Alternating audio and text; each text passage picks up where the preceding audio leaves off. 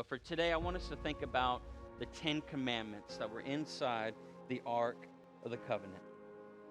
Because the reason this is so important, guys, because we have to think, I don't know if you do this, but I do this. I always ask, why does God do what God does?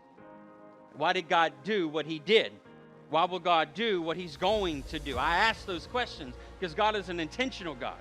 So when the high priest would enter into the Holy of Holies and then sprinkle the blood of the goat upon the mercy seat, the reason that was so significant is because God would see from heaven, he would look upon and see only the broken commandments, the commandments that he gave that were perfect, even the other 603 other commandments that Moses began to put into the oral tradition, the oral Torah, and God would always see the sins and the brokenness of humanity. But on this day, the day of Yom Kippur, when God would look down from heaven and he would look upon the mercy seat, and underneath the mercy seat was the 10 commandments, he wouldn't see the broken law, he wouldn't see the sins of his people, he would see the blood that made an atonement for them.